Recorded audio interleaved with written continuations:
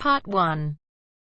You are going to hear a conversation between Angela and Mr. Ray. Angela is applying to join the library. Listen to the conversation and complete the form below. First, you have some time to look at questions 1 to 5.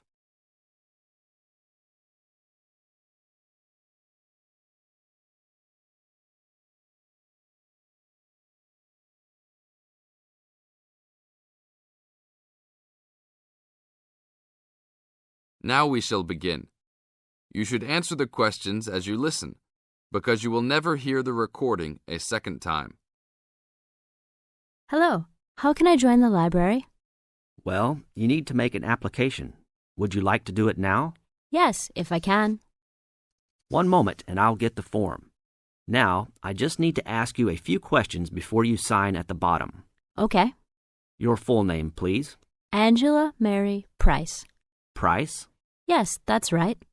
Okay. And your address? Apartment 3, 86 Bridge Street, Pimlico. Bridge Street. That's just near here, isn't it? Yes, not very far. Good. So the postcode must be 2065, right? Yes, that's right. Now, your telephone number. I need both home and work if you have them. My home number is 8763-5142, and work is 8456-1307. Do you need anything else, like ID or something?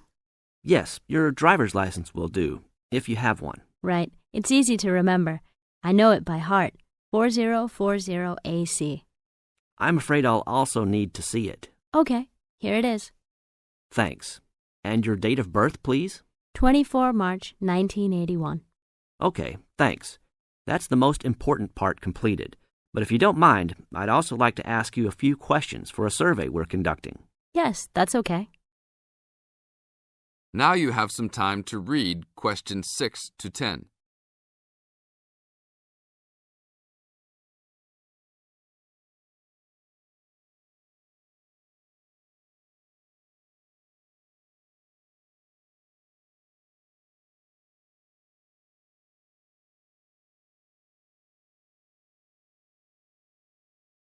As the conversation continues, answer questions 6 to 10.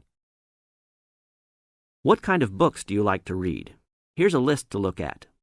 Oh, it varies from time to time, but I always like to relax and learn about other countries I might visit one day. I don't like anything too heavy or serious, unless it's about animals or the environment. I'm not really into sport very much. Anything else? Well, I do like entertaining at home. You know, dinner parties. So I suppose you'll have something for me in that line. The pictures in those books always make me hungry, although they never seem to turn out exactly as they look in the books. Fine. I think that's all I need now, except I need you to sign here on the application form. Oh, and I almost forgot. The membership fee is $20, which is refundable if you no longer stay a member. There you are. Do I sign at the bottom here? Yes, that's right. You can borrow books now if you wish, although your membership card won't be ready until next week. So if you want to borrow today, you can pick up your card when you return your first books. That's if you want to take some now. I think I will, but I'll have a look around first. Okay, take your time. That is the end of Part 1. You now have half a minute to check your answers.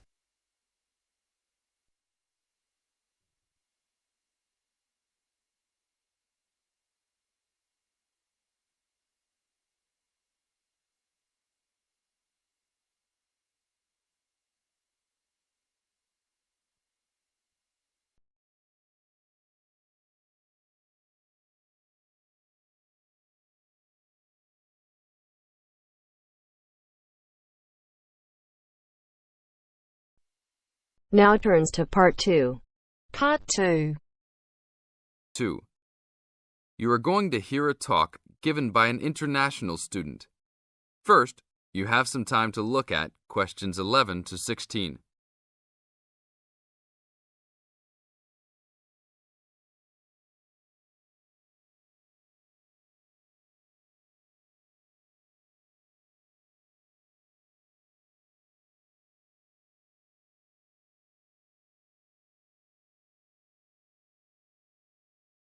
Now listen to the tape and answer the questions. As an international student coming from Sierra Leone, it gives me great honor to give these opening remarks and welcome you all to Ashesi University, where excellence is the code. I believe I speak on behalf of my fellow colleagues when I say we feel that we are the most fortunate and privileged university students in Ghana. You may ask, what is the basis of such a conclusion? And I will simply say to you, in which other tertiary institution in Ghana do you find the same level of IT infrastructure and facilities available to students? Where also do you find such a low ratio of students to lecturers and computers? In which other educational institution do you find 55% of students on some sort of financial aid, who in addition enjoy services and benefits such as job placement after graduation, on-campus employment that pays above the minimum wage, a supply of textbooks, and access to online databases? Ladies and gentlemen, there is no other institution of higher education in Ghana today that matches the learning environment and the quality of instruction at Ashesi. I could continue listing reasons why we students feel this way, but I only have 5 minutes for this speech. Believe me, I could go on for hours.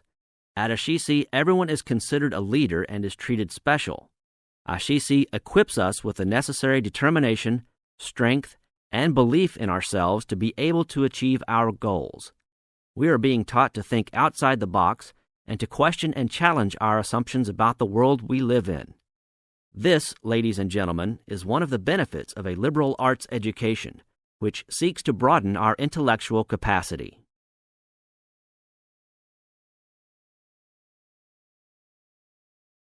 Now look at questions 17 to 20.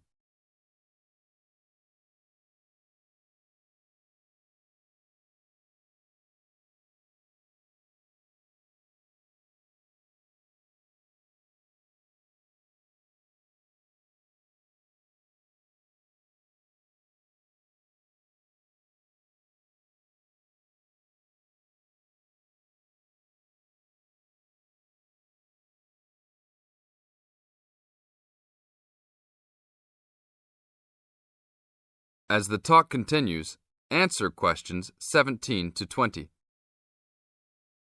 At Ashesi, we are also exposed to real-life situations and learn how to deal with them through a practical and vigorous academic program, as well as various seminars in which prominent leaders in their professions are invited as guests to interact and share their knowledge and experiences.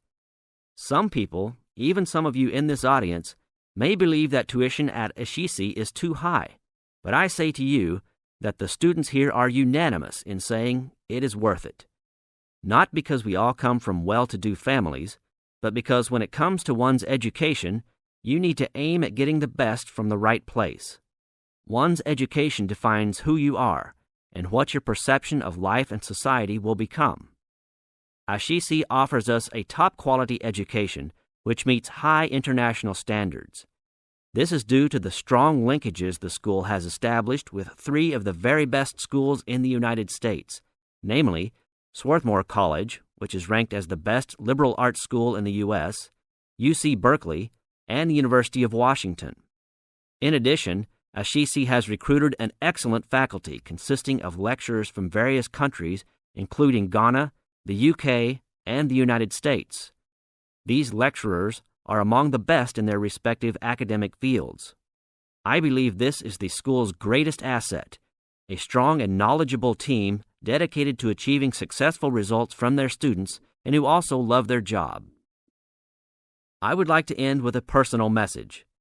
My fellow students, because we are among the most privileged in our society, we should take responsibility for our own destinies, make our parents proud, and create a legacy for those that follow us and Africa as a whole. We must give back to our society after completing school and achieving our goals in life, which I believe we all can if we properly utilize our time and take advantage of all that is offered here at Ashesi. That is the end of part 2. You now have half a minute to check your answers.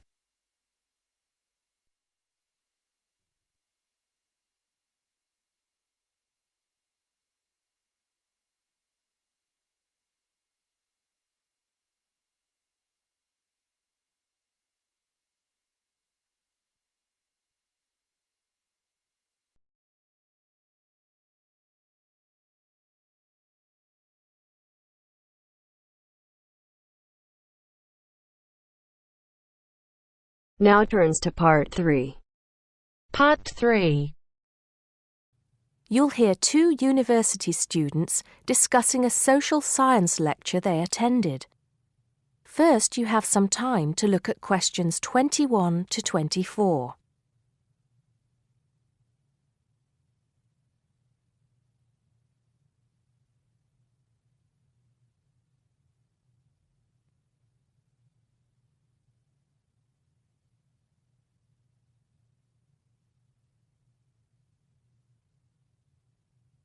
Now listen carefully and answer questions 21 to 24.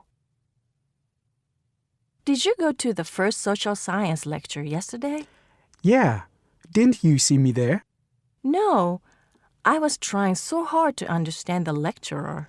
What didn't you understand? A lot of it, really. For example, he said we needed to study history as part of the course, but I didn't get why. You probably missed it. He said early on that we need to learn from our past mistakes. Right. But he also said we need to put ourselves in the place of our ancestors. Why is that? I think the point is that it's not enough to know how they lived and what they did. We need to know what they thought. I see. And I've written transferable skills in my notes next, but I have no idea what that means.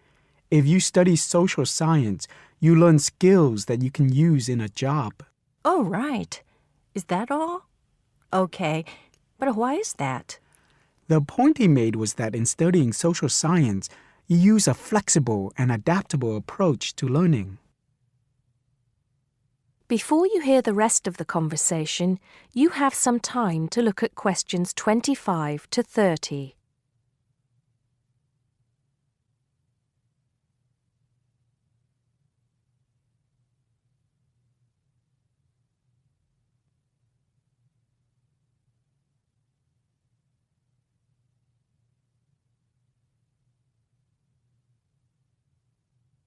Now listen and answer questions 25 to 30. He also kept mentioning all the other subjects we will need to study as part of the course. I didn't write them all down, did you? Some of them. I think I can make sense of my notes. The first one was anthropology, which he said would cover prehistory and archaeology as well. Okay. Then there's economics.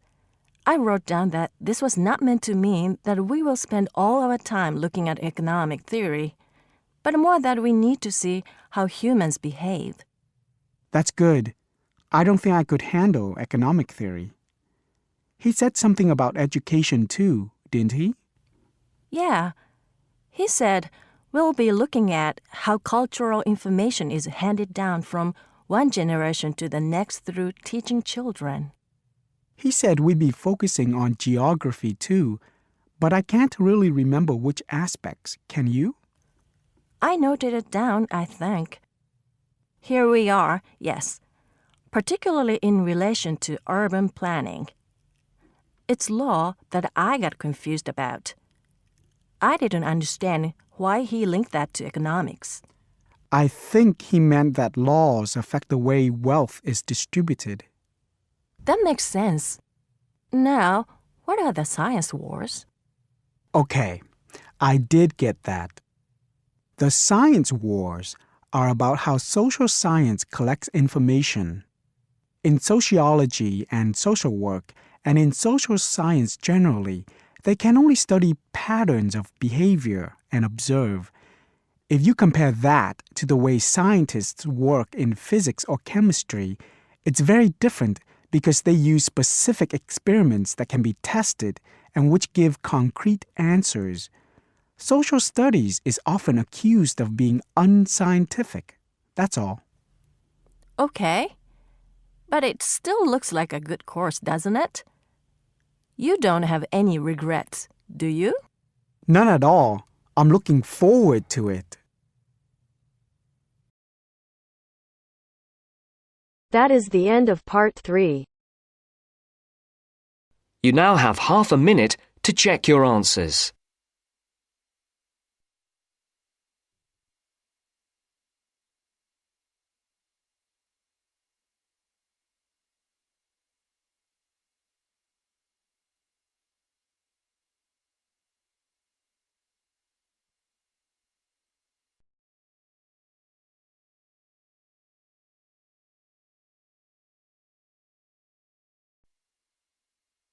Now turns to Part 4. Part 4. You are going to hear a lecturer giving a talk on a type of fundraising for business called crowdfunding. First, you have some time to look at questions 31 to 40.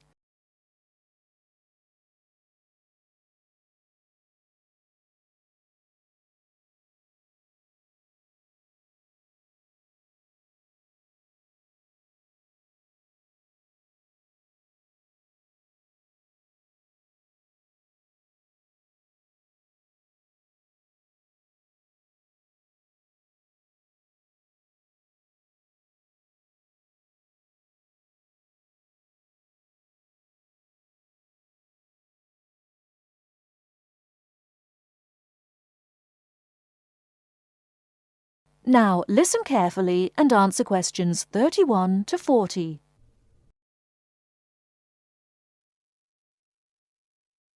Good morning, everyone. Today, we're continuing our look at funding opportunities for small startup businesses. The emergence of social media has given companies the ability to connect with fans and potential customers directly.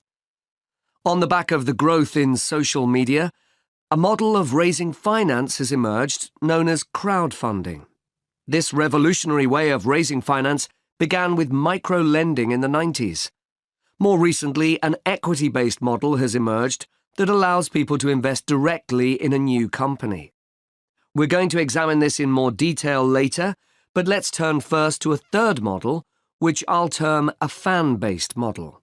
With this model of crowdfunding, individuals are encouraged to give an amount of money to support the launch of a project or initiative without the promise of any financial return.